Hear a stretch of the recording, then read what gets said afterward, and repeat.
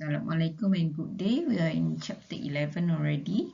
Okay, so the topic is on identifying and preventing fraud. Okay, fraud.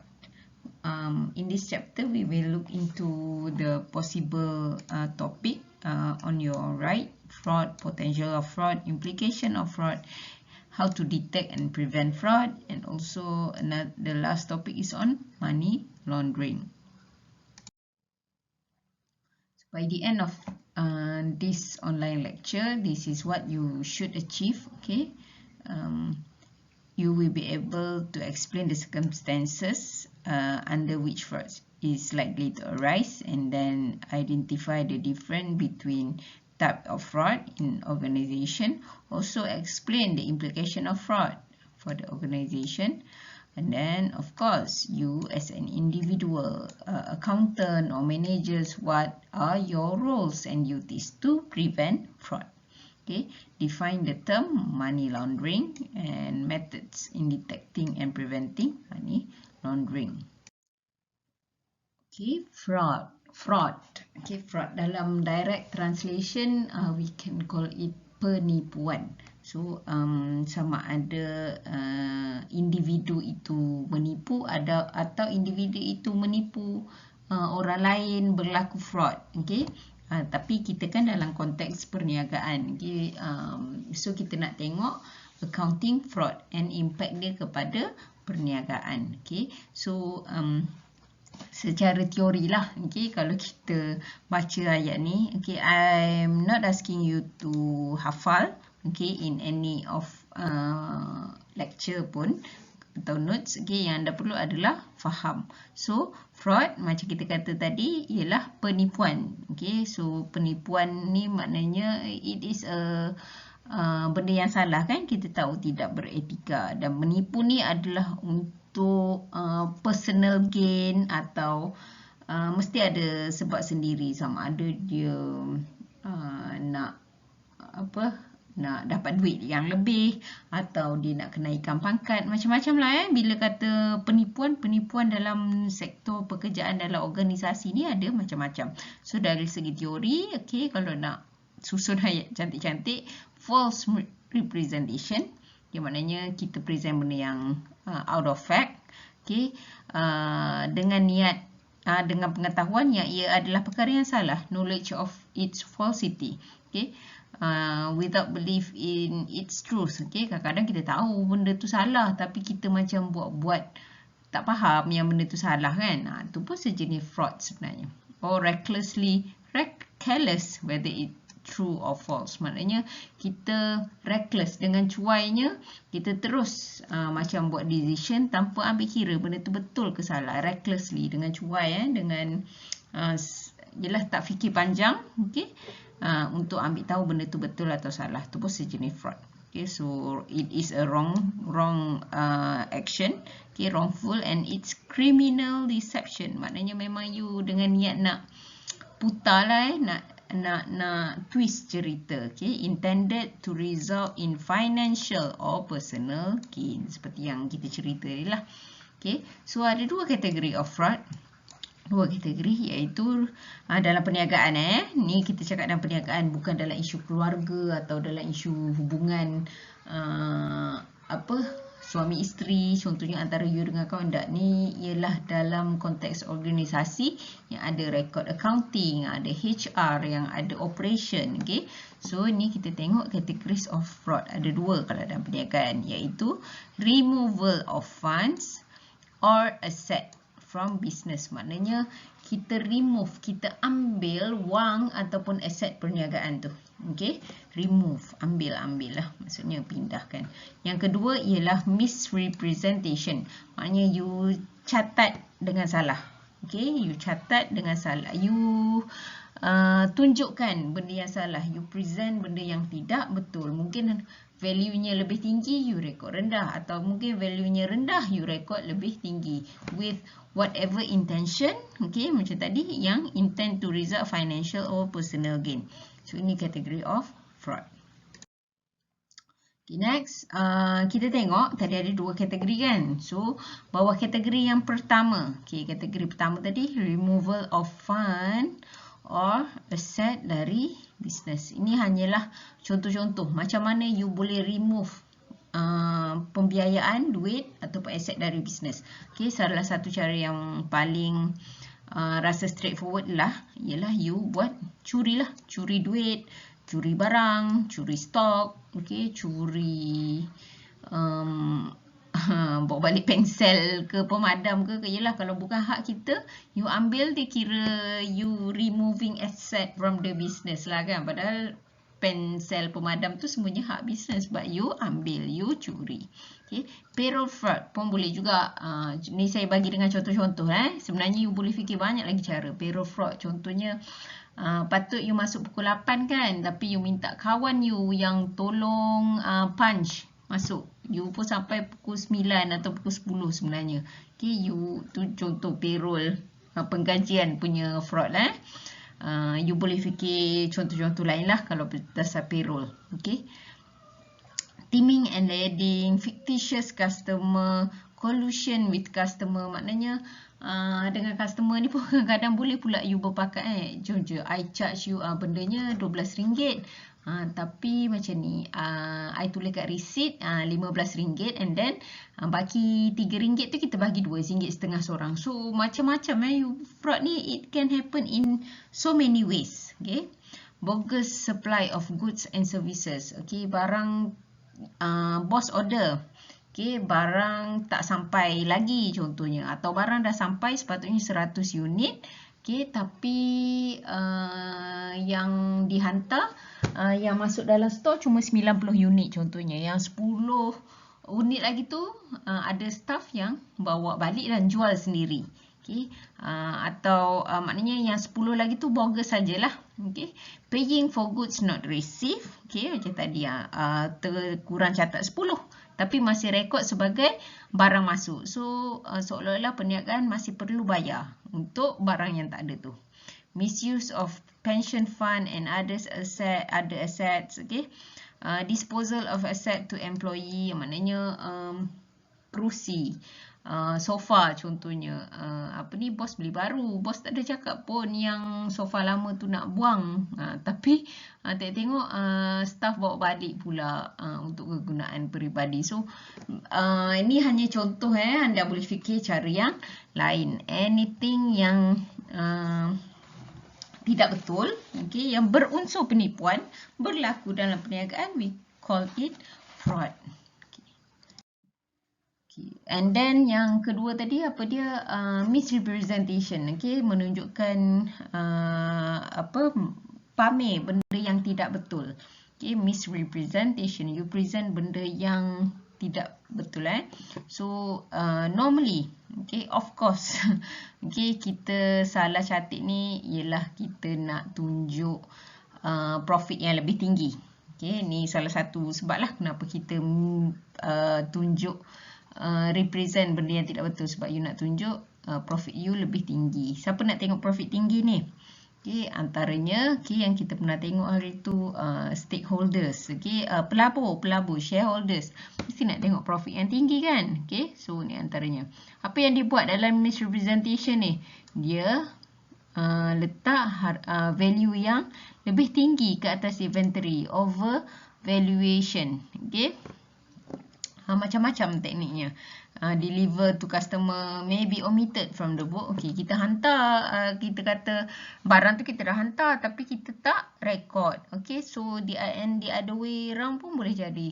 Return to supplier may not be recorded. You pulang barang kat supplier tapi you tak record. Kita nak tunjuk barang stok kita tu banyak lagi tau. Okay, so ni antara salah satu cara lah untuk misrepresentation. Okay, ada juga apa lagi? Debt. Okay, kita tak dapat kutip tapi kita memang saja tak nak push untuk collect. Okay, kita nak kata duit tu insya-Allah lah kita akan dapat. Padahal kita tahu dah duit tu kita tak akan dapat, dan sepatutnya debt ni kita kena rekod dia sebagai hutang yang memang kita tidak boleh kutip dah. Tapi kita tak buat. Sebab kenapa? Kita nak tunjuk hutang ni maknanya duit kita ada ke orang kan. Kita nak declare duit kita masih ada somewhere. Padahal kita tahu dah duit tu kita takkan dapat lagi. So it is called misrepresentation and it also a type of fraud jugalah. Then you buat fictitious sale, okay, tipu, tak jual ke tak jual. Okay, manipulation of year and event, okay, kita panggil ni window dressing. You press tak hujung-hujung tahun je, mulalah jualan akhir tahun, okay. Dia nak apa kat sini okay, kalau baca ni sale submit just before the year end, supaya deliberately over invoice and credit note issue at the start of new year. Kita nak rekod-rekod hutang yang belum bayar, okay, atau jika ada credit note, okay, pulang barang atau terlebih barang ke, kita nak benda tu di-issue kepada tahun berikutnya, bukan nak rekod pada tahun tu. Okay.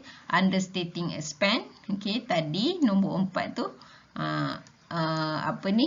maknanya rekod income yang tak ada tapi rekod. Yang ni pula ada expenses tapi tak rekod, atau rekod kurang lah, benda sepatutnya 200 tapi rekod 180 contohnya.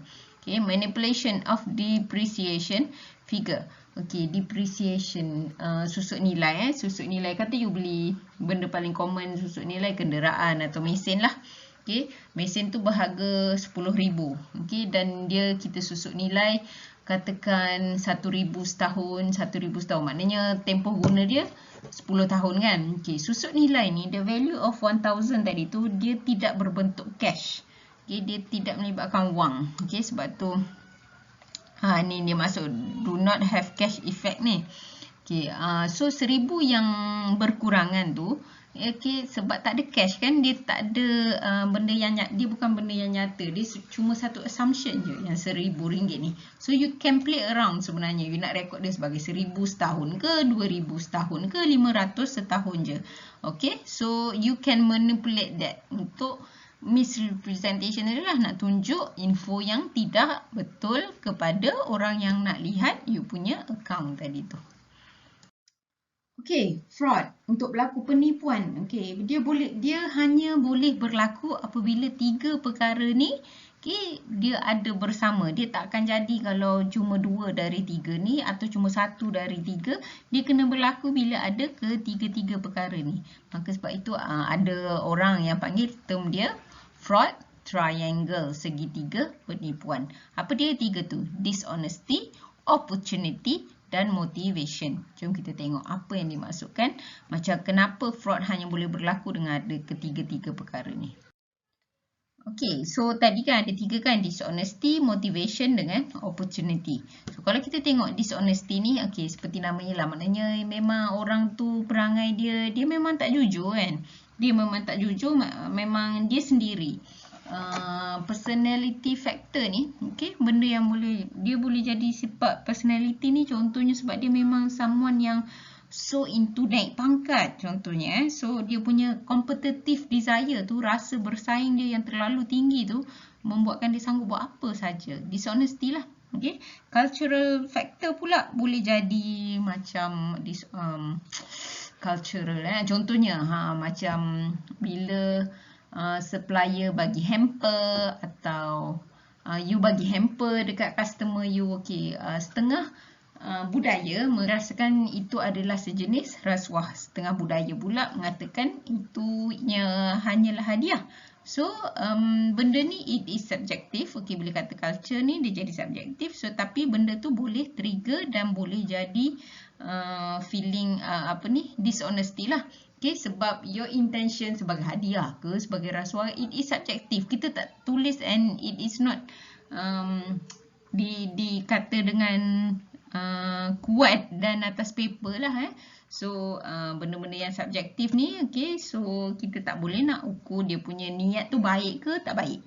Okay, itu dishonesty. Okay, you ada, okay, ni kita kata tadi dia kena ada 3-3 kan baru jadi fraud ni. Okay, let's see nombor 2. Nombor 2 ni motivation. Okay, motivation ni, okay, bila kata motivation,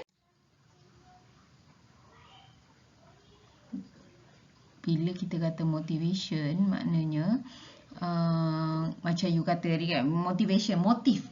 You ada motif nak buat penipuan tu. Okay, contoh you memang menyampah lah dekat bos ni. Okay, you menyampah sana dekat bos tu.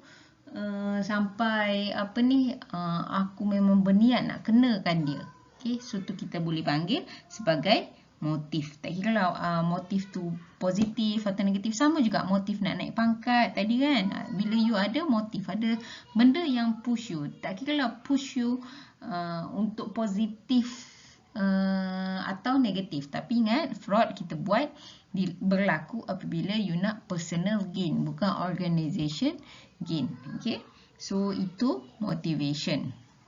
Tadilah, okay, kita kata dia boleh jadi sebab financial needs, exert negative power, avoid punishment. Contohnya kita takut hilang pekerjaan, okay, hilang pekerjaan, so kita pun buatlah supaya apa ni, bos rasa kita bagus, okay, so dia pilih kita untuk naik pangkat contohnya, atau kita nak cover salah kawan kita, semualah apa-apa motif yang boleh berlaku. Okay, and lastly is opportunity. Okay, bila ada peluang. Okay, apa tadi? Memang pertama sikap manusia itu sendiri, kemudian ada motif, yang kedua ada peluang. Peluang ni datang dari mana? Okay, if a person willing to act dishonesty and has a motive for doing so, dia akan cari peluang. Peluang tu apa maksudnya? Maknanya ruang untuk dia boleh buat fraud tu.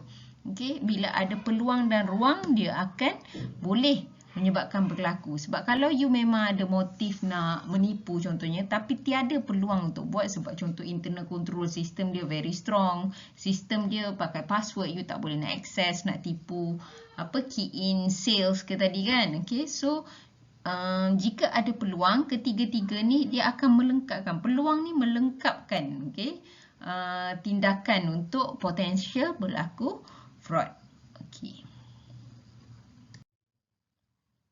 Okay, bila kita sebagai organisasi nak mengelak, okay, nak mengelak dari berlaku fraud, kita kena assess lah, kita kena nilai risiko, okay, risiko berlakunya fraud tadi tu. Macam mana kita boleh kata risiko tu tinggi untuk berlaku fraud? Macam mana kita boleh kata risiko rendah untuk berlaku fraud? Okay, apa yang saya tunjuk kat sini adalah sign of high risk fraud. Okay, maknanya the opposite will be point ni, apabila you baca dengan opposite, dia adalah sign of low risk fraud lah ya. Okay, so jika kita katakan high risk fraud, okay, kita boleh kata dia high risk apabila ada lack of integrity. Maknanya kita macam boleh sense, okay, honesty level and integrity level untuk staff ni tidaklah tinggi. Okay, dia relax je, masuk lambat contohnya. Okay, dia tak kisah pun duit baki, bos suruh pergi beli barang sikit, okay, dia simpan pula baki kan, contoh-contoh benda macam tu. Lack of integrity. Excessive pressure, maknanya mungkin you create pressure di organisasi, competing untuk post, okay, higher post pun boleh jadi.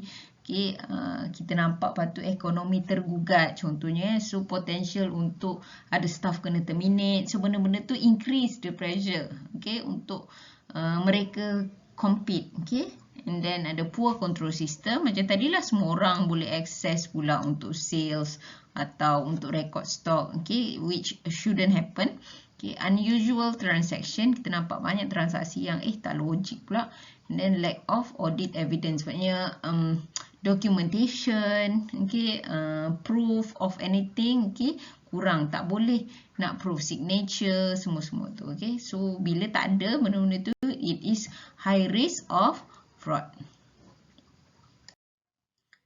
Apa kesan fraud ni? Okay, kita dah cakap dah, menipu. Apa yang bagus ni menipu? Memang menipu ni it is not a good behavior kan. In order for you to cover satu tipu, you have to cover it again, cover, top up lagi, dan tipu tu tidak akan selesai. Okay, dan semakin you cuba nak cover, semakin you perlu menipu. Itu logik statement lah. Okay, so apa implication of fraud? Okay, implication of fraud boleh jadi dari segi ada yang dalam jangka pendek je kita boleh nampak implikasi dia, ada yang jangka panjang kita boleh tengok, okay, betul lah, you kelentong-kelentong income dengan expenses tadi, boleh lah kita tunjuk immediately.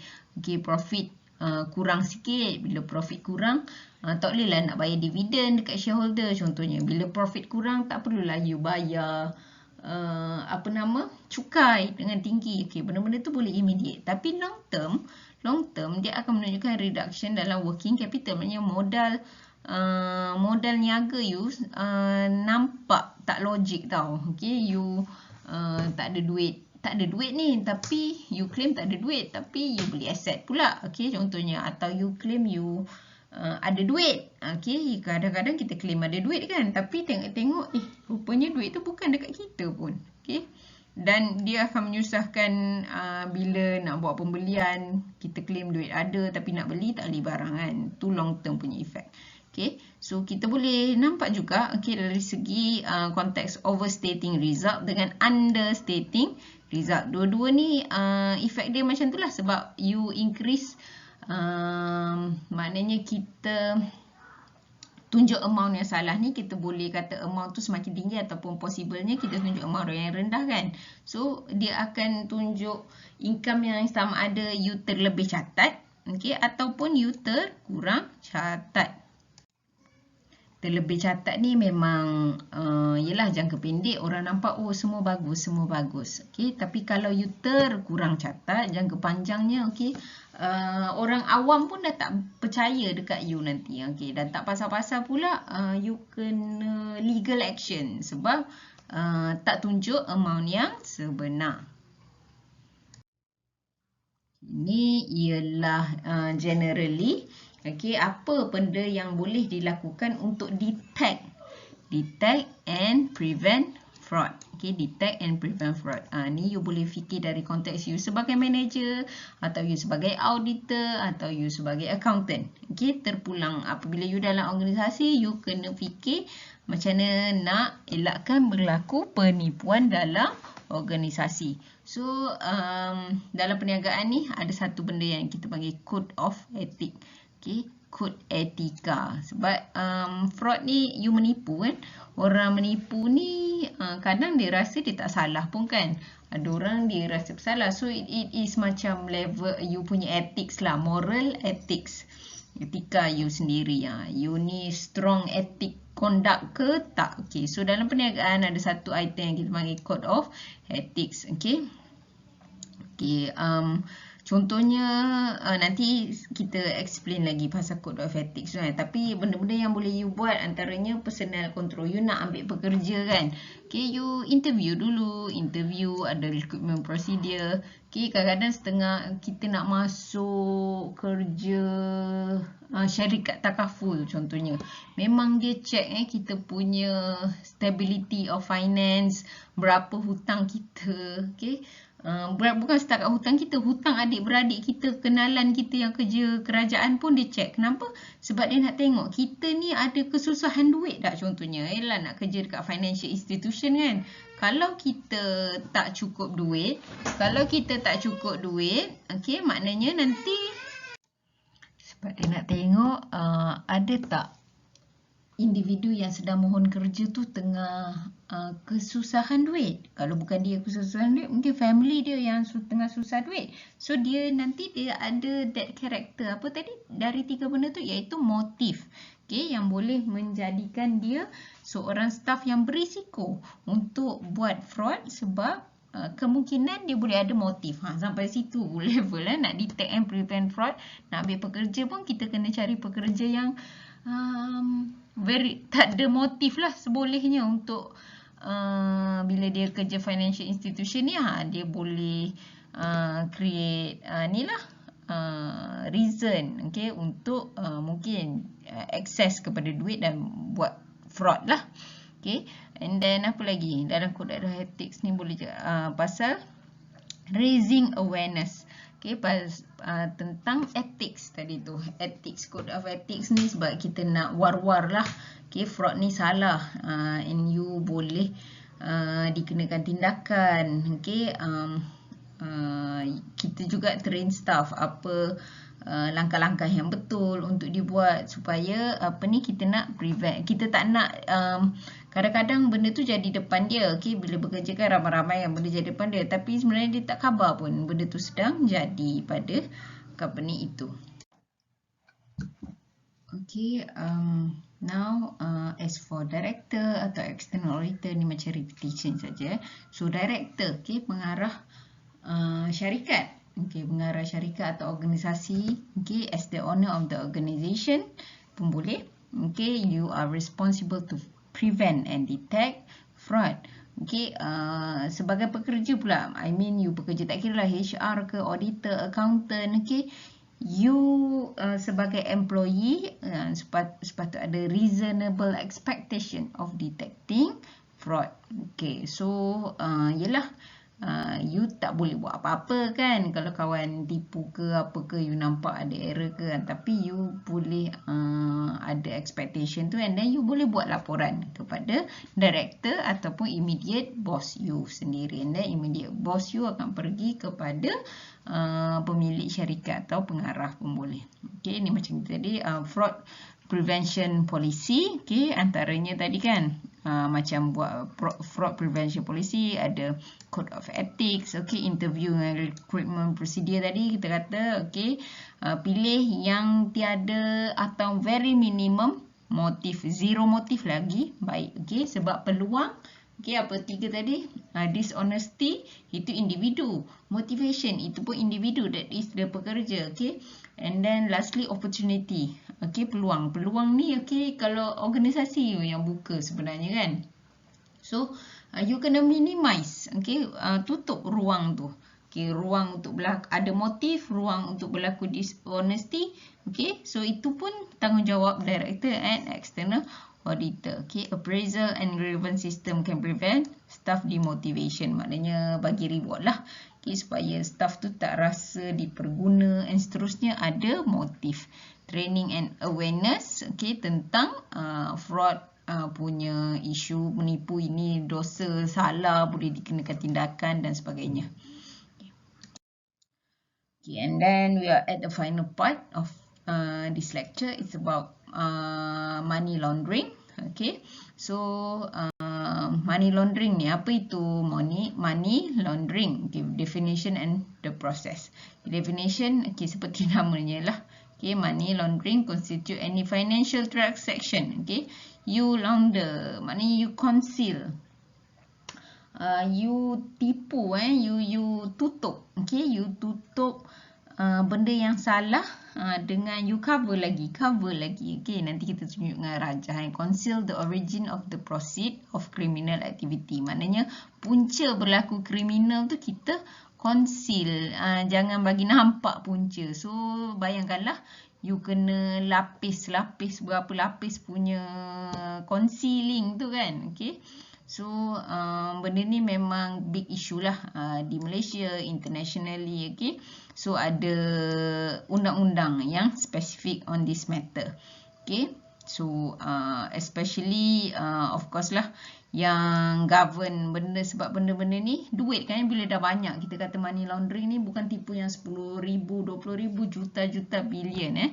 So aktiviti ni dia cover di mana? Di cover di bank ataupun financial institution, di okay, firma pelaburan, okay. So banyak peraturan ditujukan kepada firma dan bank inilah, okay. So proses nak berlaku money laundering ni macam mana? Salah satunya, okay, bermula macam mana? Mula-mula mesti dispose illegal activity. Maknanya, okay, contohnya perniagaan apa yang kita tahu salah, contohnya transaksi jual dadah, okay, industri pelacuran, okay, kalau kat sini kat Malaysia kira salah lah kan. So perniagaan yang salah ini perlu ditutup dengan perniagaan yang halal itulah, okay. I mean bila you buat perniagaan yang salah, dikatakan jual dadah, okay, so you dapat income kan, dapat duit, tapi kalau simpan dekat bank akan suspicious, income yang sangat banyak, dan dia akan mula bertanya, okay, sumber dari mana, okay, dan kita tak boleh buat pengakuan. Oh, saya jual dadah, kan? Tak boleh. So what you do is that you create another business yang mungkin nampak yang memang halal lah, tapi yang pakai modal besar. Kenapa? Sebab you nak susuk kan, duit banyak, nak simpan kat bank. Obviously dengan banyak sangat pun bank akan suspicious, bukan saja bank. So macam-macam SPRM, Badan Penjagaan Rasuah akan suspicious. So you kena cover. You buatlah perniagaan lain yang perlu modal besar. Contohnya buat theme park. Ni contoh, bukan saya kata theme park yang sedia ada sekarang ni cover tapi saya nak kata contoh perniagaan yang halal, okay, yang boleh dia acah-acah buat nak tutup perniagaan palsu tu. Sebab kenapa saya bagi contoh tu? Sebab perniagaan macam tu modalnya besar dan you nampak benda tu physically nampak. You kena beli mesin. Okay, contohnya you buka kedai kereta pun boleh juga. Okay, but anyway, okay, dalam kes money laundering, benda-benda ni detected dengan tu lah business yang sports car contohnya, atau dia buka hotel. Okay, dia nak cover duit yang illegal tadi tu kan. So dia buka perniagaan yang perlukan modal besar, dan di perniagaan yang itulah dia kata dia dapat income. Oh, income ni daripada hotel. Saya ada hotel tepi pantai dekat Pulau Pinang, memang hotel mewah untuk orang mewah semua kan. Okay, kadang-kadang in money laundering punya issue, okay, sebenarnya income hotel tu tidaklah tinggi sangat. Okay, income hotel tidaklah tinggi sangat, tapi income yang dari jualan dadah tu lebih tinggi. Tapi because pemilik ni own juga hotel kan, dia boleh create transaksi. Oh, saya dapat 2,000 tetamu hujung minggu ni, padahal contohnya cuma 20 tetamu kan. Tapi because perniagaan yang haram dan juga yang dibenarkan tadi tu kedua-dua milik peniaga tadi, so dia boleh twist sebenarnya. Okay, so macam itulah masuk money laundering ni. You cover bisnes yang menipu itu, yang tidak halal tu, okay, yang haram tu, okay, kepada satu aktiviti yang halal. So dia layer, it's called layer. You cover duit yang dari bisnes yang not allowed tadi, dia conceal. Okay, bisnes yang macam hotel tadi tu, dia boleh conceal income yang dari aktiviti jualan dadah tu contohnya. Okay, so now dia integrate duit tu sekarang ni yang dia dapat dari jualan aktiviti jual dadah tadi, bolehlah dia cover kan, bolehlah dia cover, dia dah bolehlah masuk bank, tapi dia cuma declare income tu adalah income dari industri hotel dia, banyak customer duduk di hotel contohnya. Okay, so inilah secara ringkas money laundering. Okay, lastly, macam mana nak detect and prevent money laundering? Okay, it is a huge task. Of course, kalau kita tengok money laundering punya case pun memang kiranya isu yang memang big firm pun, atau memang jadi big issue, memang jadi press conference issue. So apa yang you boleh buat? Okay, assess risk. Okay, formal identification. Ini maknanya tengoklah dokumen-dokumen kewangan dia pun satu benda yang kita boleh detect lah. Okay, financial statement, apa yang terkandung ada profit and loss statement, balance sheet, cash flow statement. Okay, customer due diligence pun boleh. Dan lastly, buatlah report kalau kita sense something fishy. Okay, that's all for money laundering. Lastly, that's the end untuk yang fraud. Topik fraud.